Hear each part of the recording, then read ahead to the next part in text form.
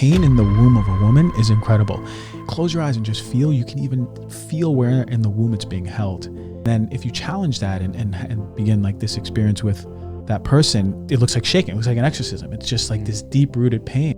Dysregulated state is causing system-wide effects. It's going to affect your immune system immediately. That's going to cause more inflammation. Inflammation in the brain is going to lead to mental health disorders. Inflammation in the gut is going to lead to a lot more mental health disorders, plus a lot of digestive issues. When the person is safe with their body, because they're safe in their environment and with themselves, then the body in its own intelligence, way more intelligent than any doctor, will begin to start changing its whole experience. So you may not know this about me.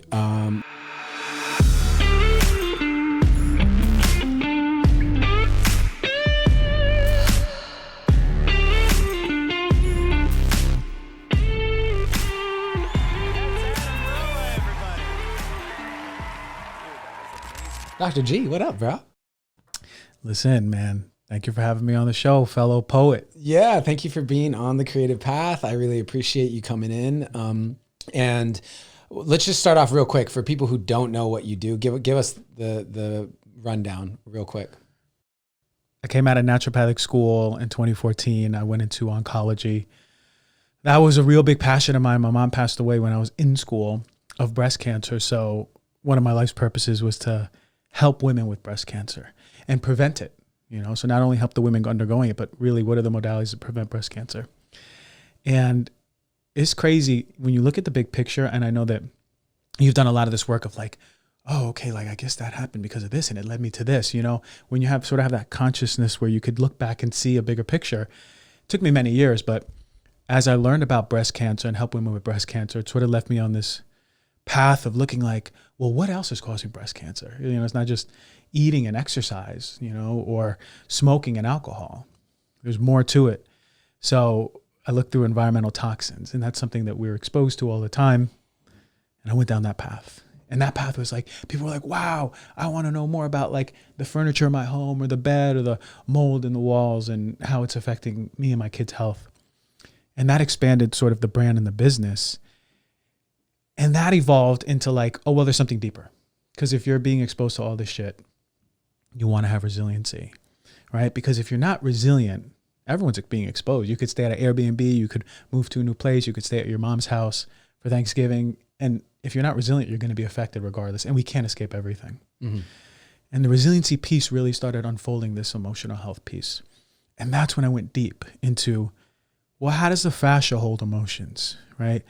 What does a nervous system do when an emotion is repressed when we're kids? And how do we create enough safety in the body so those emotions start flowing out? And it turns out that there's many different modalities that can do that. But it's so beautiful when someone has that safety to start releasing that stuff. And when the nervous system is refragmented into a healthier space and a healthier place, sort of like when we were younger, that's when I've been seeing more miracles in this medicine than any medicine that I ever did with a white coat, which is crazy. The emotional release. The emotional stuff. Healing. Yeah, that Mm-hmm. release, the, oh my God, I'm coming back to my authentic embodiment of who I was here to be, mm-hmm. right? Like we forgot about it when we were kids. So it's a beautiful change in not only the nervous system, but like the outward expression of the nervous system. So people, it's like anti-aging. People's faces are more relaxed. Mm-hmm. I know you've seen it in like these retreats that you hold or medicine retreats. It's like, oh my God. And then it comes into like, how do we sustain that place? But I love that, you talk so much about art and creativity, because this is when I started finding more about the art of medicine. Mm. We started losing that as doctors. It's only the science. And healing sort of went downhill when those sort of diverged from each other. Now it's back to converging. And the artistry is in the intuition of medicine. Mm. I remember a long time ago when I was in school, I was like having this Facebook argument with this guy. And I used the word intuition. He goes, there's no space for intuition in medicine. And I was like, okay. This guy's working algorithmically. Like if this person has this, then this must be this. And then we prescribe this. Mm-hmm. But the truth of the matter is that people are way more complex than machines that need algorithms. Is that we need to connect to what is going on intuitively. They have a story. The body has a story. The emotions have a story. And that's the art of medicine. So that's what I'm doing. I'm teaching practitioners how to come back to their own ability to sense what's happening in the body, trust it, and then bring that forth in the art of medicine. And I love that because this is the Creative Path podcast. And so I want to go into the art of medicine with you. And I think the most important question is, as someone who is so steeped in environmental toxins, why the fuck do you live in LA? Oh my God, I know you're telling me. That's the most important question. The air is like, I mean, it's in the top 10 worst air. Yeah, that's what I'm saying. The air, the water, the water, right? Ocean runoff. Like you're in the heart of it, bro. I'm in the heart of this? it. I'm also in the heart of where like we're on the edge of like holistic medicine, you know, and the medicine that I do is really potent here. There's not only there's a space for it where people want it, but also there's like-minded people who are into my type of medicine. There's spirituality everywhere, but really like, how do we blend both the spirituality and the art? I'm sure it's in the Amazonian jungle too, but I'm also like a city guy. You know what I mean? I grew up in New York. You know? you got some street in you. I That's need what some I street. love, I bro. need some fashion. You need a little grunge. I need a little grunge. You got to live on the edge. You know what I mean? Let me tell you, I moved to Ojai, right? Yeah. I moved last year, and it was great in the beginning. I love nature. The science of nature is incredible. Our bodies are predisposed, our genes, our eyes, our nervous system, everything. We come back to this parasympathetic state when we're in nature, when we see the colors, when we hear the bird song. We are fixed to be in nature. And I was bored as hell. There was no edge. There was no culture. There was no art. There was no sense of danger. You know what I'm saying? Yeah, like absolutely. I needed that little, so I was like, I love it here, but I won't come back here unless I'm married or have kids. I was going to say, were you in partnership? I'm in a partnership, but not anymore. Got it. At the time, back then you were not. I wasn't. I'm sorry. Let me go back. I wasn't, but I am now.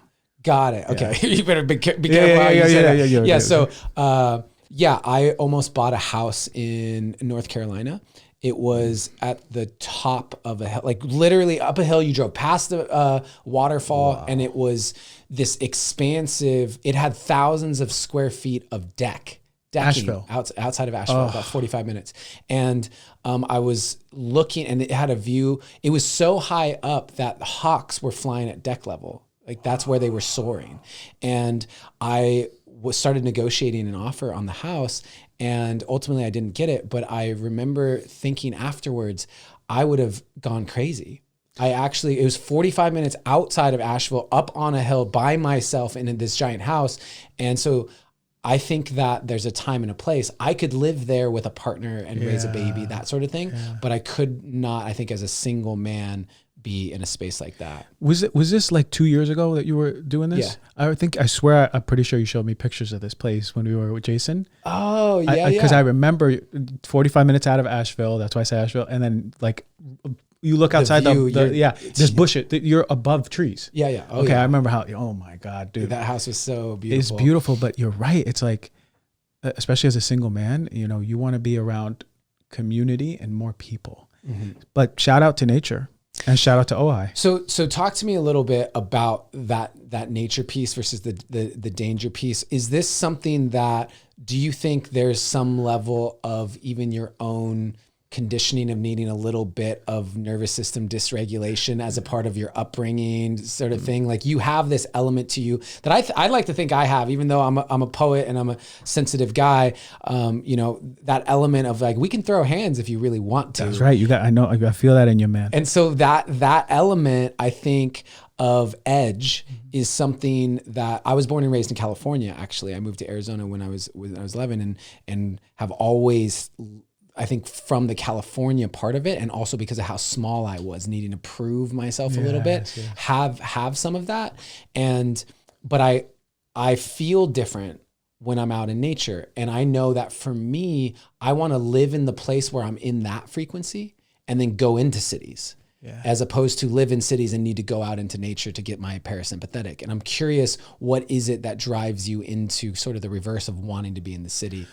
Yeah, so that's a great question, because then it begs for people to be like, well, did you go back to a situation that is dysregulating because that's what you're used to? Comfort zone. That's your comfort zone.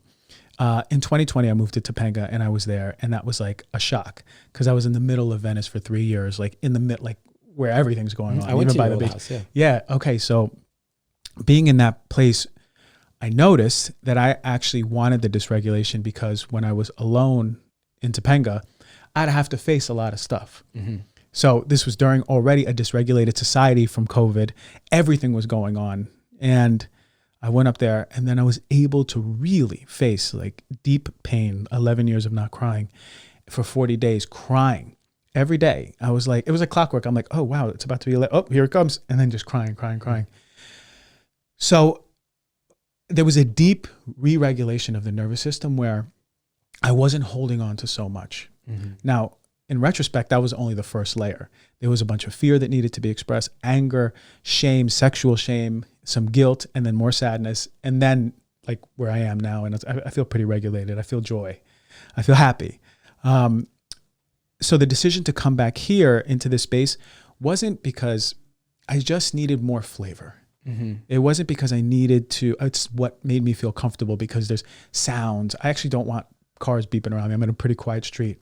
When I say danger, it's just not in the sense of like I'm not safe. It's more just like there's a buzzing around me where I have things going on. There's more community around me. There's more to do. I still feel young. I'm about to turn 40. I still feel young. So it was more of that versus, like coming back to something that is familiarly dysregulating. Yeah, I mean, the meth addicts definitely around can create that element. The street, the smells, just all of it is just its own thing. Every time I'm giving you a hard time because I now have been nomadic for 6 years, and generally I'm in a lot of spaces that are nature based, and then I come back to LA, and every time I come back to LA, I go, man. Like I can feel the heaviness and the density of it. And so one of the things that I've learned for myself is that we heal in direct correlation to how safe we feel. And so I don't actually believe that we do anything to heal ourselves. I believe we create a situation in a space, in a container, for us to feel a level of safety that we've never felt before. And in that safety, there's some level of relaxation and release that the body lets go of what it's been holding on to. And that's healing. And so our role is less about how do we heal ourselves and go, how do we create more safety for ourselves? And I'm curious, did your move into the art of medicine really take off when you created that space for yourself in Topanga and then felt it experientially for yourself? Yeah, that's when the dam broke. Got it. There was things that were in there for a long time. And I felt, you know what it was? I was held by nature. As soon as I stepped out, I swear it was like the trees were like leaning over my little compound, the shrubs, the bushes, the succulents. It was all like leaning towards it. And I was like, this is crazy. Where am I? This is a vortex. So I had no one else to feel safety around other than me over there. So I needed to learn what it felt like to be safe with myself, held in nature. And that's the power of nature. We don't have studies on, well, nature will regulate you to this point, and then in its own energetic, esoteric way, it goes into your cells and affects your chi. We don't know that. But what I do know is that I felt safe as hell. I felt I could be loud. I felt that I could just be me for the first time in a very long time. So I couldn't agree with you more when you say safety is healing. That is where we create healing. And I think in medicine, we really need to prioritize that as the most important part of the approach. I feel like the body can't even hold it. You give medication to people who are in unsafe environments where where their system is entirely dysregulated. How can it heal? Of course. Really? Of course. And I'm sorry, go ahead. A system in dysregulation, in a sympathetic, dysregulated state, is causing system-wide effects. It's going to affect your immune system immediately. That's going to cause more inflammation. Inflammation is going to lead to every system being at risk. Inflammation in the brain is going to lead to mental health disorders. Inflammation in the gut is going to lead to a lot more mental health disorders, plus a lot of digestive issues. It's also going to affect your hormones. So then we start seeing hormonal dysfunction in the body. If you're dysregulated in your nervous system because you grew up not feeling safe, and you grew up after that, even after you left home, the body doesn't hold the linearity of time. It holds now moment, right? The fascia it works on the quantum. It's electromagnetic. The fascia has more sensitive receptors than most of the body, so it knows what's going on in the environment. So if you grew up one sort of way, your fascia's created to experience the world in a sort of way, the same way you grew up when you were young, there's a lot of work that needs to be done in your body in order to bring you back to holy moly, like I can be safe in a city or in nature or around my husband or my wife. These new signals need to be sent. And it can't be done by just talking about it. Mm-hmm. You can't just sit in therapy and be like, you're safe, it'll be fine. It has to be a felt experience. That's the number one thing when it comes to healing. That's the art. Can you hold a space to create that the person that you're with can have a felt experience of I am safe with another, and ultimately now have the opportunity to be finally safe with my body? Because that's what happens. When the person is safe with their body because they're safe in their environment and with themselves, then the body in its own intelligence, way more intelligent than any doctor, will begin to start changing its whole experience. So you may not know this about me, but I was molested when I was 5, and it was a repressed memory until I was 30. And so 25 years of not feeling safe in my body, but not knowing why. Yeah. And when I uncovered it, and then I ended up dropping into a pretty deep depression shortly afterwards, I began to research PTSD and Peter Levine's work and Caroline Myss and all of these people. And I started working with a couple different therapists. And you can't just talk about it, it needs to be felt in the body. I had one therapist, and I was in Bali at the time. And so, we're always barefoot and walking around. And so she says to me, hey, I think it was our second session or third session. And she says, for this session, are you okay if I sit across from you and I put my foot on top of your foot? And I went, okay, sure. And so she sits across from me and puts just her bare foot on top of my bare foot. And then we just have a conversation, just typical session. And I'm like, she says, let me know if you're uncomfortable. I said, why would I be? Yeah, sure. And then after about 2 minutes, 3 minutes, I can feel my body starting to react and respond in a please get off of me sort of way. And I'm ignoring it. And then it's just rising and so much. And it's so funny because I was in a partnership I had been in a 10-year relationship, and there would be moments, say I'm cooking something at the stove, and she would come up behind me and she would just give me a hug and she would just hold on to me. And after about a minute of her just holding on to me, I would start to physically get so uncomfortable, and I would find a way to just break it, as if I was going to break away out of her embrace and then go and just get a drink of water or something. Right. And I never wanted to tell her because I thought it would just hurt her. And I felt as if, what's wrong with me that I just don't want her hugging me for too long. We've been together 10 years.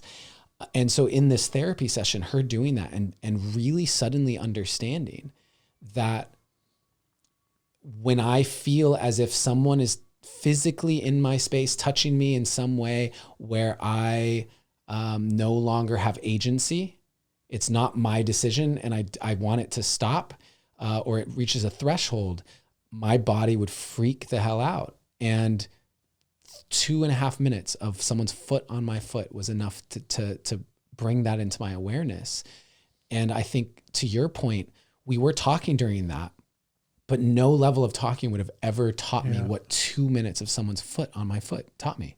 What a brilliant move by her too. Mm-hmm. That's and the mechanism is such that your fascia nervous system of your feet is being activated, right? Your brain is saying, I feel safe. Your fascia is saying, no, I don't. Your brain's overriding it. And at some point, they're going to equal out. And then all of a sudden the fascial signal, right? The signal going up all the way up your spine to the brain, it's hitting the emotional centers of the brain. And now the association is that I'm having an uncomfortable conversation, or I'm just being stimulated for way too long. This is too much. I have no agency over myself to move away. The brain is activating those emotional centers. It's coming back down to the fascia and it's saying, move your foot. But you're keeping it there and you're challenging that, and then it's bringing up more. So it's the most incredible approach when we can bring up stuff and have that somatic experience, because that's the true healing. And when did you realize that something happened? It was in 2 consecutive back-to-back ayahuasca ceremonies when I was just about 30 years old. Mm. And was it like a auditory knowing, or was it a visual knowing? No. So I went into ceremony and my intention was to more deeply know myself and why I'm here. That was my intention. And I'm in meditation and I'm thinking, oh man, I'm going to uncover some superpowers in this one. Like, who am I? Why am I here? And I kept seeing this vision of this night from when I was 5 that I don't remember a lot of my childhood. Yeah. But that night, I've always remembered this first half of the night, so to speak. And then I remember crawling into bed, and then I remember waking up in the morning, and what happened during the night and then how I was woken up both stood out to me. And I just thought, like, there wasn't any, I just thought that's an interesting memory to have because I don't have a lot of them. And so I keep getting shown this night, and I keep trying to swipe right on it and just going, no. What are you doing? Show me my superpowers. What the hell? Grandma, come on. And it kept saying, she said, watch. And I watched the part that I had forgotten. So I watched up till the part I remembered. And then I watched the part that I'd forgotten as if I was standing over here watching a movie. And the moment that it happened, I broke into some of the deepest sobbing that I have ever felt, but they were actually tears of gratitude, because it felt as if a missing piece had just clicked into place. And for the first time in my life actually made sense. I have no way of describing that. Up until that moment, I had felt like a stranger in my own body, as if I just, there were like a room in your house that was locked, that you were never allowed in. And I was so grateful. And I immediately went to, well, this must be a gift, right? How can I use this to help people? Like, that's where I went to. And I kept trying to call in my abuser's spirit in order to forgive. I wanted to ho'oponopono and go there. And I kept getting this electric shock. And ayahuasca said to me, she said, no, stop. And she started shocking me really hard. She says, you don't want to try again. And I said, what's the problem? And she says, now's not the time to forgive. Now's the time for you to sit with the enormity of what's actually happened, because only until you recognize that can you actually forgive. And my whole system went into a massive reset, truly as if rebooting the iOS. And then, I went in the next day to the next morning, I went, there's no way that could be true. No, absolutely way. And so then the following ceremony, the very next night, I experienced it again, but this time in my body. So I was laying there and it was happening to me. And it was a reconnection of the somatics of the experience in my body. I look back on now knowing why I had to do it that way. And I got to feel that experience in my body. So those 2 ceremonies were how it came back. Of having no agency, of just being like totally helpless. And I literally had a call with a therapist the other day, and my therapist was sharing with me as I was exploring how much I was struggling with needing to promote.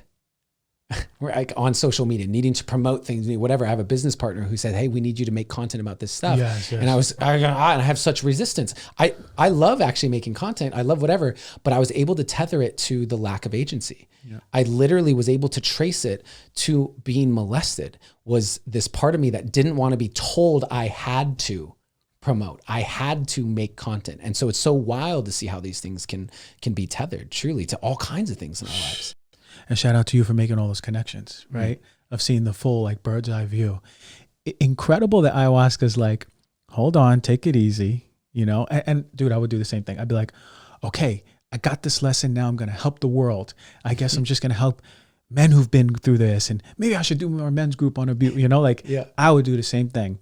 And it's like, hold on, you got to feel what went on and go through that whole experience so you can have true forgiveness. Yeah, you can't forgive someone if you haven't actually acknowledged the impact they've truly had. It's been blacked out in your memory. You don't even know, and you're a kid. How many people I've heard say, I don't remember much of my childhood. And I wonder how many of those people just have blacked out any abuse. I mean, statistically speaking, it's more than half. It's incredible. It's I would say for women, if I had to, so statistically, more than 50% of women, I believe, have reported it. because statistics are just reporting, and I'm not reported.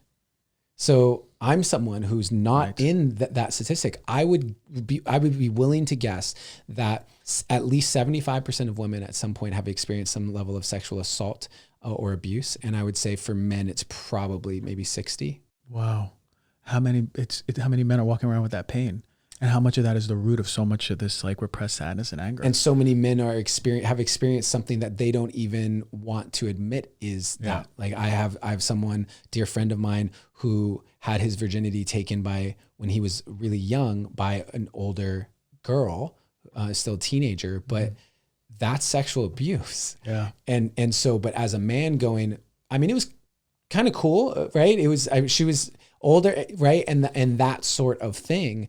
And even in society, we see the male teacher sleeping with a female student, and we're like, send that guy to prison.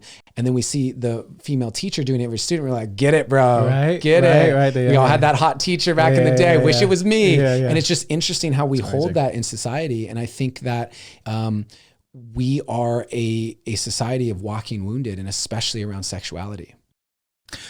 Which brings me to this.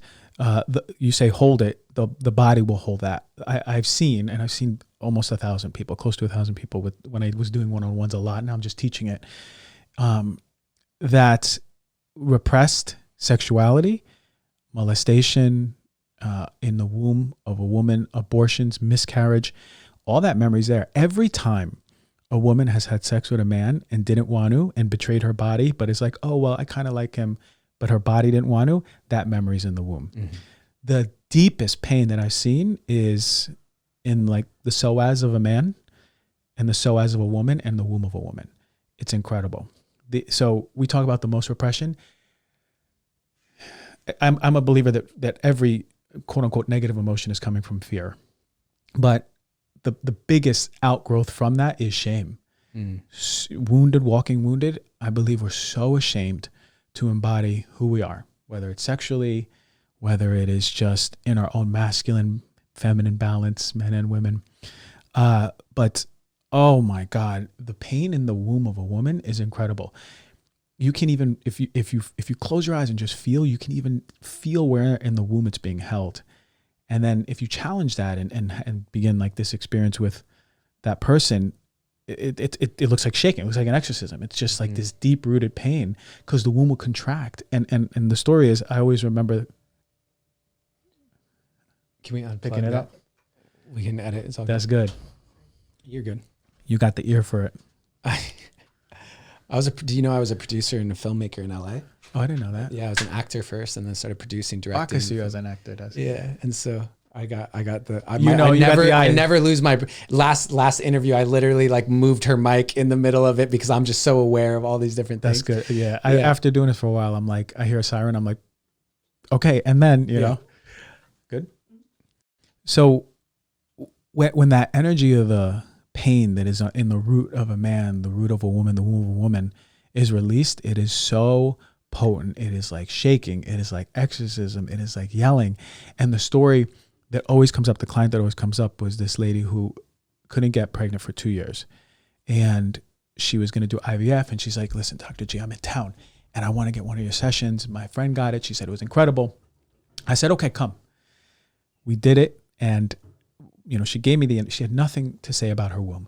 It was really like, I just feel so angry that like my family keeps asking me, when are you going to get pregnant? What's happening with the IVF? Are you going to do IVF? Pushing me. She was just had a lot of things on the surface. Mm-hmm.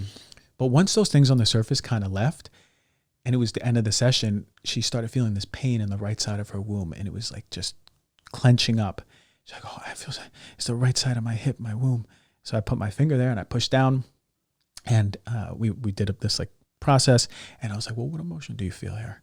She's like, I'm just so angry. And it was like real anger. Not like I'm angry that my parents keep asking me, when am I going to get pregnant? It is like 1990s anger. Angry with God. Angry with shaking and sound and exorcism and all these exploding the little back house that I had in my backyard. And the most beautiful thing was this. She was able to witness the part of her that betrayed her body, had sex with this guy who she didn't want to have sex with, And actually he kind of like forced himself on her, but they were like kind of talking. So it was okay, quote unquote, you know, in her head. But her body remembered that and it needed to process I feel betrayed and I had sex with this person. I didn't want to. And when she did, she noticed the next time she had sex with her husband that her legs would close every time, right? Even though they'd have sex and she'd receive him, she had this fascial signal subconsciously to push him away. And like psychosomatically, what is that saying to the body? I'm not ready to receive anything. I don't want to have a kid. So she actually surrendered in that moment. She got pregnant. She got pregnant after 2 years. And the gift is in this. It's in that movement of energy that's stuck, that is blocking. Yes, energy can create that manifestation of the physical disruptions that we have, whether it's womb pain or bad period pain or not getting pregnant. For her, she needed to experience that. Have you gotten into sacred spot work?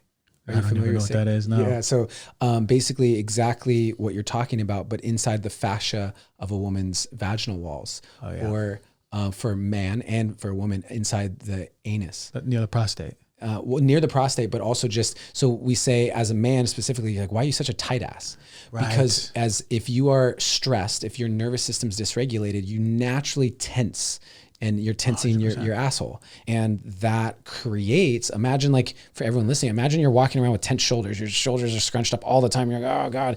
And you're going to get pain in your neck. You're going to get knots in your shoulders, whatever. That's happening inside the walls of your anus. And for women inside their vaginal walls, especially when they've had sex with someone maybe they didn't want to, or they were forced upon or whatever. And so inside of sacred sexuality work, I've done it for women inside of like an ISTA training or different things. And I've also received it. And it's some of the most challenging, triggering, painful, scary, vulnerable, intimate experiences ever. I can imagine. To be, especially for me as a man, allowing someone to put a finger in my butt in a sacred ceremony and then go into the depths of emotional release that could bring up is such a, man, I can even feel the part of me when I talk about it. It goes, ooh, I can feel the part that feels like, do I feel less, will I be seen as less of a man? Will I see as less masculine? And so that release is so powerful. And then for most men, the only time they've ever stuck their fingers inside of a woman's yoni is when in a sexual context. But to do it with the intention of healing and to remove your sexual energy from that experience, to hold space in a priestly sort of role and witness that release, which I imagine is similar to some of the work that you've done even on the outside, but like going into those is just absolutely profound. And I think has for me deepened my level of connection to the feminine in such a powerful way, to have the energy transfer of just receiving and feeling that. Yeah. And as a man, being able to remove that sexual energy, that's pretty incredible space to hold, right? When you can completely be in the healing approach, that is a highest level of trust for a woman to be like, I don't feel sexual energy here. I feel open, healing energy and love. And reverse for a man, like that's, you know, Brian, if I tell my I know friend, your next workshop, I'm gonna connect you. I know where you got to go next. We'll get you a little back house in Topanga, and I'm going to send a bunch of people over, stick their fingers in your butt. Exactly. Listen, if my friends in New Jersey heard about this, they'd be like, "What are you doing out in California?" You know, you've been in Cali too long, bro. You got your colored sunglasses. Come on. But let me tell you, that is so true. It's like when you're about to get punched in the stomach, you contract your stomach, you contract your butt, your shoulders, right? And so many of us are, I'm going to challenge viewers and listeners, like, what are you doing right now? Is your butt cheeks scrunched up, right? Are you standing up with your butt cheeks scrunched up? Are you breathing into your chest, not your diaphragm? Is your belly relaxed? Are your shoulders relaxed? What's the signal that your body is getting from the environment? Are you safe in your environment? And if your environment is safe, are you safe in your body, right? Like, and these are two major signals that we can ask ourselves every day. Like, do I feel safe in my body? That's why I always tell people, check in on your breathing. You got to relax your belly. Do it 3 times a day around things that you already do, like wash the dishes or drive your car. And sing. You got to activate your voice. One of the biggest drivers for this healing, and not enough somatic practitioners do this, is activate the voice. You got to activate the voice. Emotions won't move without sound. you can't just breathe through emotions. You know, they'll come up, but the deep emotions, they need voice. They need a resonant sound. What's the reason for that? The medical reason for that? I'm thinking that, I mean, the mechanism theoretically would be through the vagus nerve. Okay. So even in an active state, if you are activating your voice, you're activating your vagus nerve, telling your body, I am safe. It's the safety, because no one's running away from a bear and singing, right? You sing when you're safe. You sing when you're in your community. So not necessarily singing, but just activating from your belly. Voice will create that resonant sound. It also opens up your own sound. Most people are kind of talking like this, especially a lot of women don't know that their voice is actually more powerful. So when we open the space for a man or woman to finally start hearing their voice more potent than they allow it to be, it's empowering also. And I wonder how much of it is also you're activating the parasympathetic breath of a longer exhale than inhale. Yes. Right. When you're singing. Yeah, for sure. And that's actually what we do. It is longer. It's longer, and your body's just like kind of rest. Even though it's activated, it's like, I'm safe. I'm safe. So this, I'm going to bring us into now the creativity aspect of this, because, so what we just talked about, let's say with toning, right? By toning, and this is why a lot of times there's so much power in oming and humming and different things, is you are creating a resonance in a frequency inside of your head that is stimulating a vagus nerve response, and also the parasympathetic breathing of a long exhale, and all these things that are actually happening. But there's also the healing frequencies themselves. We have the science of cymatics and the impact of actual vibration on physical matter. And so sound healings, which might be seen as, oh, that's just like this hippie thing you do in Bali. But actually there's science, and it's called cymatics. For people who are interested, go Google it, CYMATICS. And it's having an impact on our molecular structure, right? Now, I see your creative energy as being the purest frequency of your soul. I think the thing that beats your heart and breathes your lungs, you have a life force that is moving through you, that is not inside your body, is flowing through you as a vessel. And there is no more healing a frequency in the universe than your unique life force energy. And so creativity to me is where we take that life force energy and we move it into a tangible expression. And that is us expressing our life force creatively. And I see it as being one of the biggest acts of self-love that we can possibly do. I see it as being one of the most healing things we can possibly do. And I'm curious, from a medical perspective, as someone who's gone into, we'll call it alternative medicine realms, and does creativity fall for you both personally, but also in the professional realm of its healing power? I would love to know that. We just say two different things, but it's the same thing. The approach that I say is authenticity, the embodiment of your soul's expression.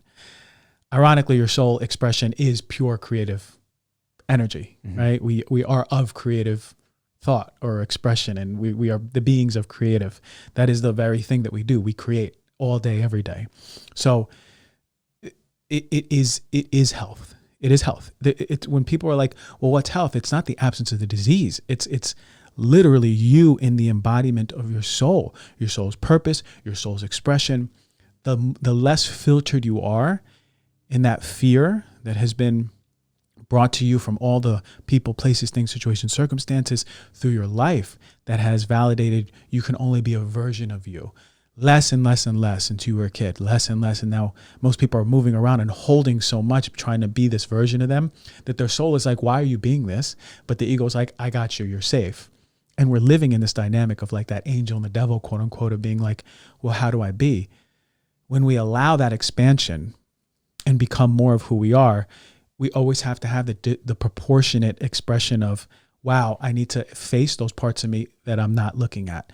Meaning, if I'm holding in anger and I've been a people pleaser, but I've gotten love for being a people pleaser, so I'm making people happy and I'm really sweet and I'm the nice guy and all these things.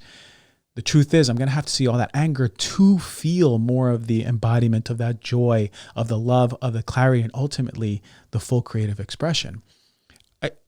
it goes both ways. You have to see darkness to see more of the light of that you are, and it's proportionate. So the deeper you go, the more embodied you are. And it's a process of coming back to that whole frequency of who you are, the full spectrum without fear. Oftentimes when we see people there, we're triggered by them.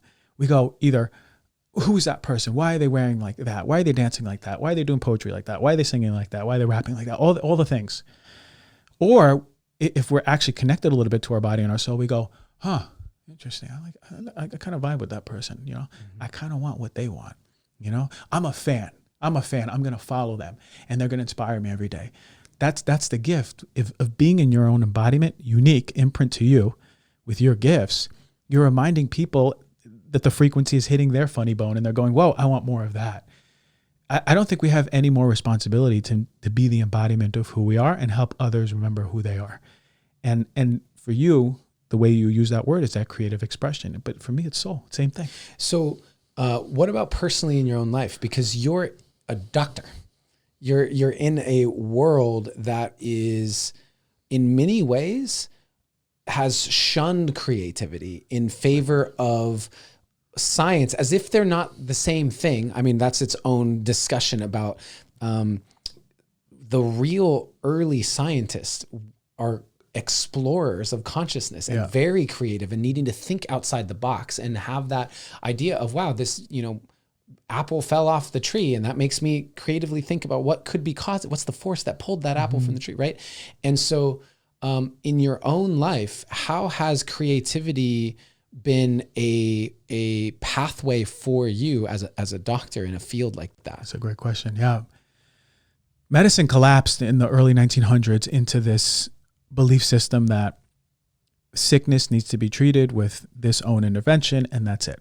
That was driven by Rockefeller early on in medical schools and the pharmaceutical industry, and that's what we've created.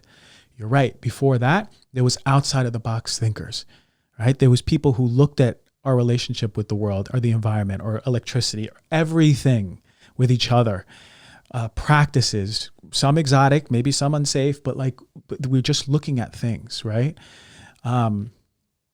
Unfortunately, people like that, they got their papers burned. Like Royal Rife was looking at some incredible work with frequencies and his Rife machine and disease, and he was curing incredible diseases, but there was no patent or medicine for that, right? But that's a whole nother conspiracy talk we can have. The truth of the matter is that when that happened and it was built upon that foundation, medicine has now become the forward perspective of disease medication, but there's no space for the integrative, holistic approach to someone, not only with themselves, but their environment. Until medicine goes, okay, this disease and is an expression of the internal environment and external relationship with the environment that the person has. And until we understand those two mechanisms and go, that first needs to be addressed to see if the disease is eradicated, because the disease is a compensation to that. The disease compensates. So let's say your genetics are predisposing you towards thyroid issues and mine's for joint pain or something like that. Well, the environment that I'm in or given and my relationship to the environment and my relationship to myself is going to either actively epigenetically turn on those genes or not, right? And the more we're in that stressful state, it's going to turn that on or off. So really the approach in medicine should be, can we create a healthy, safe environment with the person's own body and that they're living in, and then see if that compensation of disease is eradicated.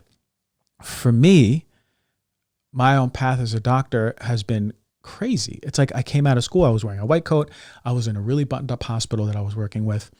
I've always been, even in school, challenging. Like I was a conspiracy theorist early on. I was anti-medication, now I take it from an integrative role. I get it. But my path has been in that state incredible because I look back and have appreciation, right? Because I was like, holy shit, I was so conventional. I was like, well, today this client and this 53-year-old, and then we're going to give them this medication and let's bring them down to the pharmacy. We're going to make sure, right? I'm like, this isn't health though. It didn't feel right. And the truth of the matter is that there was a statement that I made to myself, and it was me getting a nose ring right here. And I got this in 2020 early, for like the first day. And for me, it meant something. For other people, it's like, oh, it's just a nose ring. But for me, it meant something. It meant I'm not going to be in this mold of a doctor anymore. I'm not going to have to wear a white coat. Because I remember in my residency, they're like, no earrings or nose rings like that. And I was like, oh, I always wanted one. I guess I got to wait 3 more years. And when I did that, that's when everything started shifting. And I stopped looking at myself, even though I was a naturopathic, functional, that's already alternative than conventional, I still didn't look at myself as a buttoned up doctor anymore. I stopped wearing ties. I stopped working in the clinic that I was working at. I started doing my own thing, and I trusted. And that embodiment led me to, I feel more in a facilitating healer, right? Like I have space, I'll channel, I'll be grounded, things will work through me. And that is more potent of any medicine that exists. And so you just spoke to something that I think I just want to double click on for a second, because so this tattoo here, this tattoo on my left forearm, for people who can't see it and they're just listening, it's a dream catcher with sacred geometry in as kind of the threading, and it says embrace the shadows around it. And this was my version because I was an actor in Los Angeles and I just had a spiritual awakening in January 2013. And I, up until that point, hadn't wanted to get any tattoos, just to keep myself as available to acting. And this is back in 2013. I think now tattoos have continued to explode in popularity, but it is something that you need to cover up. You need tattoo cover-ups and different things. And so especially commercial, especially back then, even more who I was of just the nice guy sort of thing, right? Like it's just, here's this ethnically ambiguous guy who could be in the Time Warner cable commercial and just whatever, and is not covered in tattoos. And so in a small way, to the outside world, maybe they're just like, it's not a big deal. It's a tattoo. Everyone has tattoos. But for me, this tattoo was something that I couldn't hide in auditions. It couldn't. And it was a representation of my commitment to a spiritual path. Yeah. And so it's interesting because you speak about the nose ring in the same way where, I mean, I barely even noticed it, to be honest with you. But for you, it was a statement of a path. And I think that is something that I want people to hear, because it's the kind of the burning of the boats, right? There's a level of, okay, there's no going back. I'm physically doing something that puts me on a path of commitment. And I think that's really cool to hear that you had that. Yeah. And for me, like, it was kind of like, is there any turning back? Yeah, I could take it off and but I'll have a little mark there.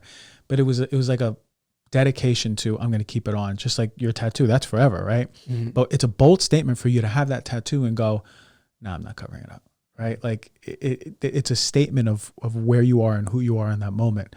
And I really love that. But yeah, it's like, since that, it was just a culmination of decisions for myself and what was in alignment for me. And right? Did it get more and more and more? Like, was that when you decided on the nipple tassel rings? Yeah, the nipple tassel rings. That's when I was wearing the leather hats and everything. Got it. You don't got to cut that. Keep it in there. No, is it the ball gag that you were just walking around with? That's the underground shit. Ain't nobody got videos of that. That was his hi moment. It was just a phase. So, but dude, it was like, just, I'm going to wear what I want. And man, I was showing up to like these like really serious meetings in kimonos and fucking head turbans and sunglasses. Cause I was like, fuck this, you know? And then there was a little bit more balancing to it, right? Yeah. You had to go into, I had to go push really deep into it. I had to push into it to feel. Do you think everyone needs that? I think for sure. There will be a resonant bounce of like, oh my God, well like now what am I dressing? How am I but like, we need to feel it because it's the expansion. You got to go towards the edges of like, what you want to embody, and that'll always change. I tell my clients, my God, a lot of them are so closed off. They don't even know how closed or the expression of them. And I go, does what you're wearing, like, does it make you feel embodied? Does it make you feel happy? Does it make you feel if they're holding in their sexuality, sexual or sensual? And they'll be like, oh no. I'm like, well, what does black make you feel? Kind of, what does gray make you feel? Oh, why do I wear this? Then they'll come in the next visit with colors, silks, patterns, satins, whatever they want to wear, and you see their face because their nervous system is reacting to what the clothes is really important to what we wear. Bro, I We just don't even started, think about it. I just started working with this like guru astrologer in India, and he told me I had to stop wearing dark colors. No more black, no more dark colors. He said currently that's keeping a particular heavier energy, and we need you to start working with the energy of the sun and just all whites and more colorful ranges. It's true, man. And I went, I have nothing in my closet really like that. I legitimately don't. And I love black. I wear a lot of black. And he said, you have to stop. I've seen you in some black before. I know. Dude, I'm telling you, but you got, it is, I was doing mushrooms and I did a little ceremony and it was in my place. I held it for my friend's birthday. And I remember, I swear to God, I left fully my body. I went up to the second floor, into my room, into the closet. And I heard it say, why do you wear this? Why do you wear this? This doesn't serve you. You definitely don't like this. Why do you wear this? Right? Oh, you paid a lot of money for this. So you want to keep this, but it doesn't. And then when I got out of it, I was like, whoa, that was incredible. I went upstairs. It was in the same exact pattern that it showed me. Like it was organized, my closet the same. I go, that's incredible. I purged everything. I had like 10 pieces left. And it was all the colors and the patterns and the designs. It made me feel like a vibration of like, oh, I'm more me. You know, so I would actually challenge people. Like, I know where it's like, seems like minimalist clothes. Like we're like, oh, what am I going to wear? But it actually matters. I want to start, and I've actually created samples for a clothing line. Because for me, clothing is one of the last few ways that most people can still express their true authentic selves. So many people have, you go to this job, you have to wear this uniform or this tie or this thing, or I go to, and there's certain socially acceptable ways that they're being told how they need to dress. And clothing is one of those ways that every day you have a moment when you come home from that job, or you have your weekend where you go, what am I putting on right now? And I think that is actually a source of empowerment in a world that continues to take away freedoms from people. And so that's my connection to and I love fashion so much. Oh my God. And I know you're the same way. I love it, man. You're a steezy ass doctor for sure. I'm the dad of a fashion designer, man. Really? So I was around fashion all my life. I was in fashion shows when I was little. I was in the warehouses. With that nose ring. I know, right? Back then it would be a different, but to answer your question, upon all this, like we evolve, but we have to be open to let ourselves evolve. And I was open to letting myself evolve into what I thought was a doctor, and then loosening up that and being more authentic to myself. Like, I know I'm here to help heal people. How? I'm learning more about that every day. I feel good about it. I feel that I can help people, but I also feel that it's not like, I'm not coming to my ego being like, come to me, I'm coming to heal you. It's like, I'm going to hold some space to have you feel safe enough with yourself so your body knows how to heal itself. That's it. And that's true healers. If somebody's doing that, I go, that's a true healer. So then do you have a do you have a way that you optimize your creativity intentionally for your work? Do you because mine's woven very deeply, right? Poetry has become a huge part of my brand and my content and my creativity, this podcast, but I have ways in which I find that I can activate more of my creative energy. And I find myself wanting to step more into that at times and find, oh, wow, I'm really disconnected from that energy right now as I've gotten really stuck on the doing. And so for you, do you have a intentional creative process that's you feel is fundamental to your success? Yeah, man, I can be in my head. Like I've always been very like, in my head, logical, maybe overthinking things, especially when I was younger. It was like tough. And you know, as a young adult, I learned how to be more present and just relax with everything. But when I am in my head, especially when a lot of shit's going on, hey, you got to do this call and then you got to go to this place, I can easily lose that grounding. But one thing that really helps is rapping. You know, we were at a friend's birthday. You did a fantastic poem. Like, I was like, oh, that's true poetry, right? And that's a big gift of yours, right? I love just freestyling in the moment because for me, it overrides that overthinking. It's like, oh no, bitch, you have no time to think. You got to go to the next line right now. And it's nice because it really flows out this really powerful stuff. And recently I was going through something and, oh my God, I felt so tired and brain fogged and exhausted. And you know, those days, maybe they happen once a year. maybe twice a year for some people, maybe often, but everything went wrong. Everything. I moved to a new place. This person couldn't come. I had no internet. Like I call it Tuesday. Call it Tuesday. God bless you and your resiliency, man, because I was like, I feel like the world is falling right now. Yeah. And I was in my car. I fucking locked my key in my house. The lady had to come an hour. So I'm sitting, I had nothing. And all I have is just like my phone, but I'm like, all right, well, I'm on Instagram. I don't want to be on it anymore. So I put on a little beat and I started freestyling. But like I started freestyling about being a father. And I was like, oh, I really want to be a dad. And I didn't realize how heavy that was for me that, you know, I'm 40 years old and I never even valued that until more recently. And I have a lot of friends who have kids 5 years old, 6 years old, some older than that. And I was like, wow, did I miss a boat on being a dad? And I didn't, but I started freestyling with that energy. And my God, I started getting so emotional. And then I started crying. And then I got a little angry. But then I got more sad. And then I just felt physically, I felt tight. My joints were hurting. I was brain fogged. My energy was out of like 4. Everything changed within like 10 minutes, right? So it showed me, wow, those physical symptoms are deeply connected to me not even knowing that I'm holding stuff. And I help people, right? Like sometimes we're in this 3D world where we're holding so much. So again, to answer your question, it's like my creative process is if I'm in the kitchen and I'm making my smoothie, I'll put on an instrumental and I'll freestyle. If it's a friend's birthday and I have more time, I think of like a theme, and then I'm like, oh, I'm going to be this medieval guy in the crowd antagonizing this other medieval guy, and I'm going to be both guys, and I'm going to wear a wig, but I'm going to take it off when I'm this guy, and I'm going to have a sword and put on a one-man play. That's so, man, there's no more potent medicine than that. Nothing makes me feel better than that expression, either rapping or performing for an audience. And when I can do that, it's like, it's a different form of medicine. It's like, I'm alive. And it's funny, every time I do this, I feel like I should do this for work, like a job. Like I feel like and then that goes away and then I do it again. I'm like, this is the best feeling ever. So doing that more has been the medicine for me. Before supplements, before any biohacks, is like, am I rapping or am I performing for people? Got it. You haven't been to any of my shows live, right? No. You gotta tell me when the next one is. Yeah, fuck you, man. So I'm coming. And so I tell people all the time, there's a version of me that emerges on stage.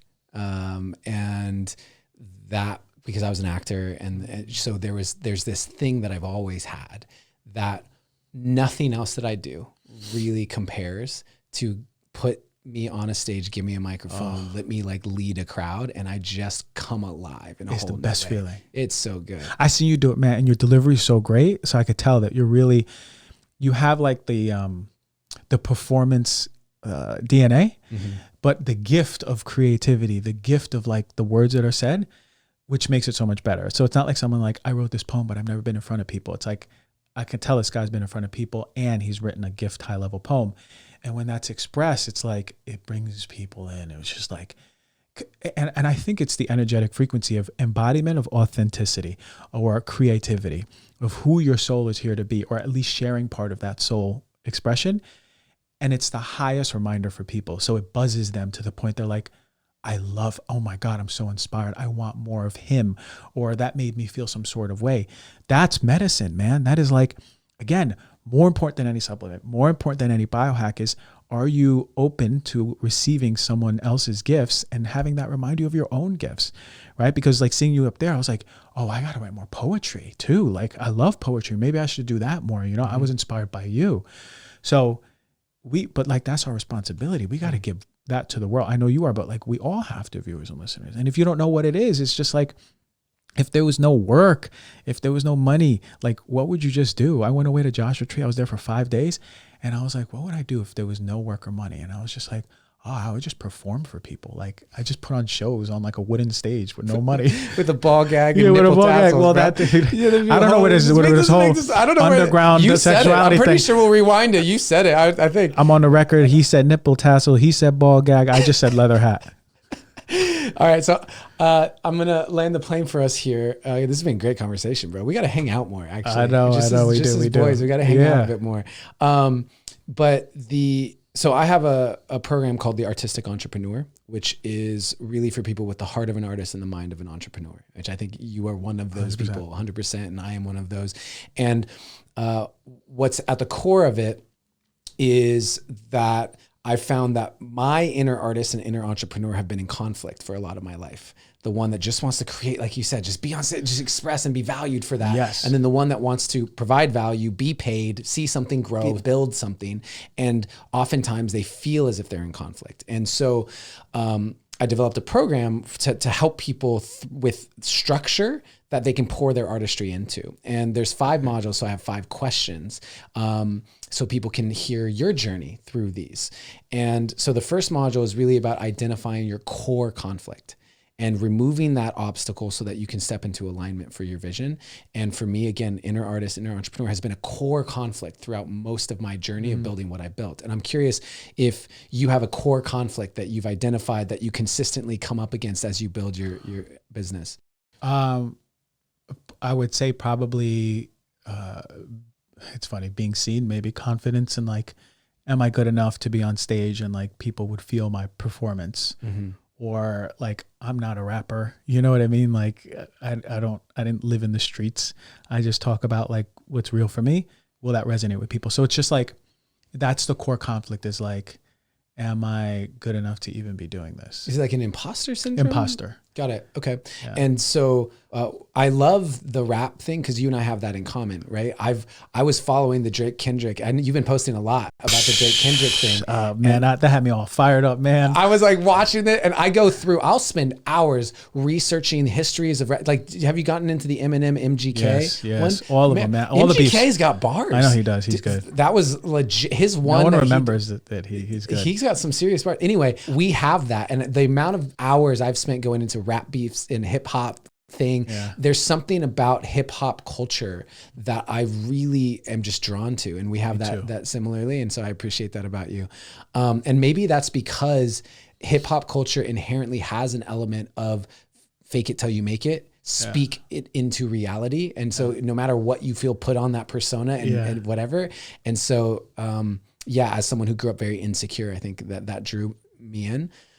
So then the second module, after you've identified this core conflict, started moving through it, is to develop what I call a 100% certainty offer. And what that means is that I have 100% certainty that the right person finding my offer will have their life changed. And so sales don't become about convincing someone. It's just about matchmaking, because I know that I'll change your life if you're the right person. And so in your journey, have you arrived at, and was there a time you really arrived at a knowing with 100% certainty, oh, this is the value I have to provide and who I help? In the medicine or the creativity? Primarily in what you've built. I built? Because that is a form of creative expression. I think about this hockey player who was a professional. He played professional, and he was frozen in his emotions. And when that cracked, I was like, "Oh, this guy needs his love and safety." And that's when I was like, if I can give love and safety to this frozen hockey player, then I feel very confident that I've seen like one of the hardest. It's numbness, like fully out of the body into the head, so much trauma, so much repression, doesn't want to feel in the free state, numb. If we can bring people out of free state and into their body, it can start moving stuff. And when that happened, I was like, that was my 100% certainty. I was like, all right, I can open up some really good spaces. Got it. Creating safety and love for people. Okay. Beautiful. And then that leads us into a third module, which I call crafting signature content, which is basically crafting some form of content that captures your essence, really. Because for me, a big part of it is poetry. When you see my poetry like you did, there's just I feel who that dude is. And we are so good probably one-on-one. People meet us, they feel us. Yes. But in this social media world, in this social media age, if you're going to scale a business, build a business, it generally needs to go beyond one-on-one in person. And that will require something that really captures your essence. And I'm curious if you have that, if you found a way to make that intentionally for yourself. Yeah, dancing videos. There's nothing more that, and I can see it myself. I'm like, oh, that's my essence. And my mom was a big time salsa dancer. My dad was a very famous disco dancer in the New York Times. He was like the first influencer of disco, you know, like he was the guy. So I come from a family of dancers, and I come around music, like waking up in the mornings, either salsa music or just dance disco music. So man, when I put up those videos, when I'll hear comments of like, Dr. G, this is the most you.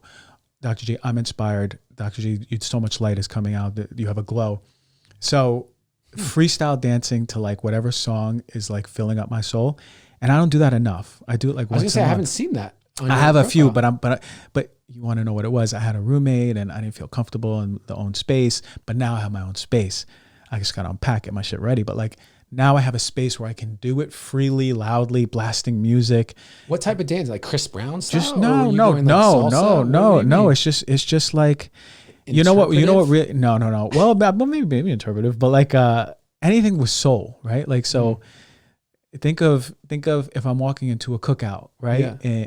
And they're playing some soul music, right? Like anything that moves. Like I grew up around I grew up in the late 80s, 90s, right? Like there was like good soul R&B, but with dance, right? Like Earth, Wind and Fire, things like that. Got it.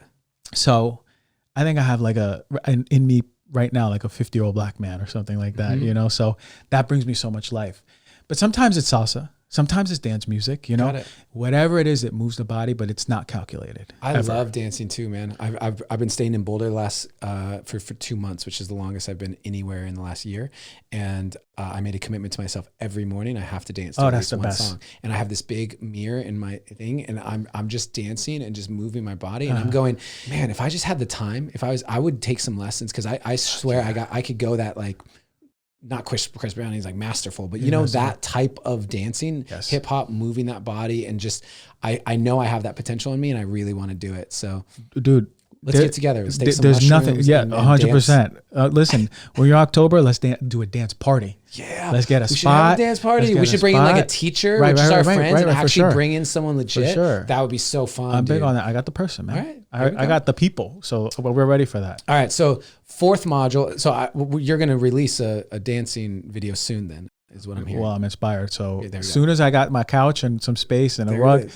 You don't want to come to my house right now. Yeah. So then the 4th module, then after you have that, is how do you date your audience, as I call it, which is how do you build authentic relationship with your audience so that they trust you and want to go on a journey with you long term. And so you have built a beautiful social media following. Can you speak to the people who are listening now about, you know, they want to grow their social media. They don't know how to build those relationships in such a crowded social media world. People are following you for you, right? Like there's 15 other doctors that are doing somatics or wanting to do somatics, or that's up and coming. But before this, environmental stuff, and before that, gut stuff, and before that, nutrition stuff. There's always other people. And I realized that a lot of us are saying the same shit, right? But I know that they're following me for me because I will be straight up. Like, I'm like, this product is terrible, and I'm going to tell you why. Don't buy it. F that company, you know, like Kendrick Lamar type shit, you know, especially when I get in touch with them and they're like, nah, fuck you. Who are you? You know, like, I'm like, oh, okay, bitch, you know, like you don't want to sponsor my podcast. You don't want to sponsor my podcast. Fine. But what it is I feel that people have resonated with relatability with me and the realness, and also like just not, there's a lot of people who are buttoned up. They'll see me just be like me. Right? Like I'll freestyle and then I'll laugh halfway through it because I just said a ridiculous line, and then I'll go back to it because I'm not worried about making mistakes. You know, there's a lot of people who are really like, you know, like tighten up. And so my own expression of that is like, that it's real, man. Like people follow for real. They want to be connected to you. They want to say, I'm learning from this person, but that's not a person on a pedestal, right? People, the age of social media now is like, even like the really like highly curated videos, they're not doing as well as like a raw video that you're walking around and make it yourself, you know? And that's just the way it is. And people want to connect to like more of you, do more lives if you have social media, like talk about shit. I'm inspired to do a live after this. Talk about like anything, you know? You better tag me, dog. Yeah, I'm gonna tag you. I'm saying, hey, I just got out of this guy's podcast. He's another dancer. Yeah. He got the nipple tassels. If you know him, his name's Adam. No, I've learned how to swing them in circles in front of the mirror in Boulder. That's what it was. So that's for me. It's like, it's the true, people are following you for you. What is your essence? Can you allow the part of you, all the parts of you, to be shown? That doesn't mean like you show all of you, but what I know is when people meet me, they're like, yo, you're just like you are on your Instagram, a little more goofier, you know, a little less professional, but like, it's you. I get a very similar thing. People say, wow, you are very similar. I see that. The only thing is at my shows, I've had a lot of people tell me they didn't realize I was so funny. Yeah. There's a part of me that comes out that jokes and laughs and like teases people. And that I think I could bring out more on my social media for sure. For sure, man. People, oh my God, just the medicine of you just being you and us giggling with you. That's perfect. Yeah. So then the final module is how to build a monetization ecosystem. So once you've had all these pillars in place, now we look at, okay, what are the systems, the people that you need to hire, the actual funnel to make sure that you are able to earn a living from all of these pieces that you're putting in place. And so if you could talk about how you've actually now built it into a business for people who are listening going, yeah, but how do I earn a living doing this? Oh my God, dude. That's probably would be the module that I would have to listen to even still, because I'm like, okay, I got all this stuff, but like, what do I do with it? Right. So listen, I graduated with an economics degree and I still don't feel like I know anything about business, right? Like I've taken accounting, I've taken marketing, I've taken economics. And the truth of the matter is that I realized like I needed someone to help me. So for me, where I was at, I brought on a partner to like establish me as a real business, and it's been really helpful. But if you can't do that, you know, there's a lot of resources out there. You know, my friend put me onto these books by Russell Brunson. He has a 4-pack of books and there's a blue one in there. And that's the only real like business book I read, but it was really powerful because it shows you really how to communicate with an audience and begin to, through those books, monetize that. I got no affiliate with that, you know, but it's really powerful. So I learned about like landing pages. I learned about offers. I learned about emails. I'm like, oh my God, we need to get our emails up, right? Like I saw the power of that. And it is like, I've always been more artistry and I've had the mind of an entrepreneur, but it was always like 10% mind and like the rest 90% artistry. But now I'm like, oh, I got to like make a living off this, you know, and we deserve to, but I needed formal help. Because I was really in that 90%. God bless if you have more of that 90%, you know, in the mind of the business. And you know how to like the importance of communicating correctly with your audience and having them feel like there's special offers and things like that. But I wish I could answer a better question for number 5, but I don't. The know-how isn't fully there. Which I appreciate the honesty about that. I think there's a lot of people that try and position themselves as an expert at everything.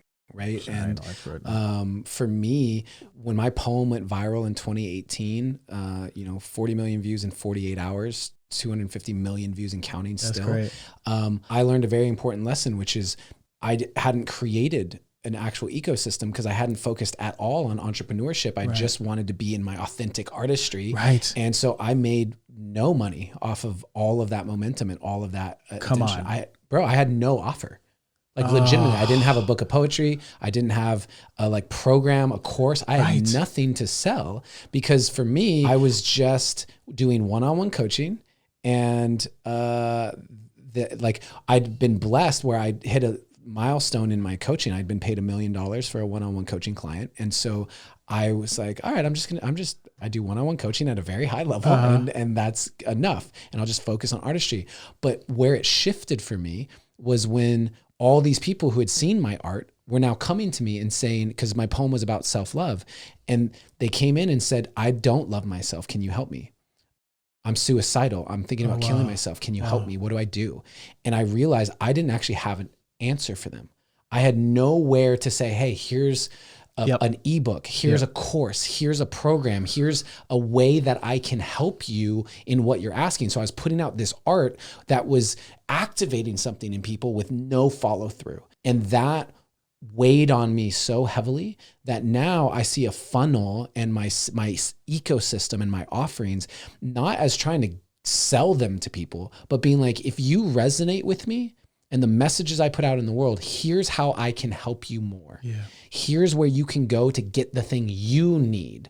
And that shifted a lot for me. And from that moment till now, which is the last 6 years, I really put on an entrepreneur hat and went into that. How do I become a better leader? How do I understand all these things? I've written email drip sequences and lead gens and all these things to learn that. And yet, how do we keep the fulfillment that comes when we're in our artistry around it? And not everyone has the ability to bring in a business partner. And yet that can be done now more than ever before. We can be that business partner for ourselves. Yes. And so that's why I created even the program that I did is wanting to help people with that. Cause I think we need more people to feel empowered to earn a living doing something they love. Mm-hmm. And you can, right? Like you just learn, it takes a little bit of like that learning curve and the interest and the curiosity, but I love that you can put out now your art and then have a place to go, because not everyone can pay all that money to see you one-on-one. You know, I'd have been like, hey, I want that really resonated. You got an ebook for me or something I could learn more about? So having an offer, right? Like I know the importance of that now. Anytime someone's like, hey, I want something, at least I have a team that has created, we'll go here, go this page, just send them this link, you know, right? But to establish that foundation, you gotta make money off of your art, you know, in today's world, right? Be you, be fully in your authentic and your soul. And there's art, there's money to be made too. Living, sustainability, more growth, more expansion, more investment dollars, so more people can be resonating with it. You just come from pure at heart, you got a good team, or you have the business mind and you're ready to go. And so where can people find your stuff and more of you, what you're doing, follow you, and get all of those things that you've developed over these years? We got a new website, man, and it is nice. Yeah. We got some videos. We got it. Listen, we went from the 90s website to like 2050 website. So that's Dr. Christian Gonzalez, Dr. Christian Gonzalez. There's 2 Z's. The Instagram is at dr.gonzalez, DOCTOR. And we have emotional release events that we have one coming up July 20th. It's a big one. And we do it's a full, like 5-hour full experience, but you're in it. And I would urge everyone to come because it's really, really powerful. The somatic teachings for this starts on September 2nd. And the next cohort we're opening up. We just did the retreat last week. I came back. Man, you know when you do something and you're like, fuck yeah, I'm supposed to be doing this. You're lit up. You just feel like a new sense of health even. I'm like, I feel so high. I feel like I don't need to go to sleep. I don't need to sleep anymore. It's like, it's borderline manic, but you're so happy. That's how it felt at the retreat. And people's just whole perspective changing on what health is, feeling the confidence they can help people release emotions and at the same time heal themselves much deeper. You can go to the website for that, or you can go to www.elm.health, ELM, Emotional Liberation Method. So we got some things happening, man. We are moving. Says the guy who said he doesn't know anything about business. He got like 18 things about you can get it. I got the team. Shout out to the team. Shout out to the team. Bro, thank you so much for coming on the pod. I really appreciate you, brother. Thank you, brother. And for everybody who's been on this creative path with us today, thank you. Thank you for being in the inquiry. I personally really enjoyed all the directions that this took. And so if you did enjoy this as well, please share it out. Tag us on social media. Let us know what your biggest takeaways were, so we know what's resonating with you, so we can have that authentic relationship with you and see where we can provide more value. And then always make sure you hit that subscribe, like, follow, and help this podcast grow. I really appreciate all of you so much, and want to remind you that always, in all ways, you are seen, you are heard, and you are loved. Thank you so much for watching this video. I really appreciate you taking the time. If you are interested in building a life that you love through the 3 pillars of relationship, business, and creativity, then I encourage you to continue checking out more of my content, including this video, which I really think that you will like.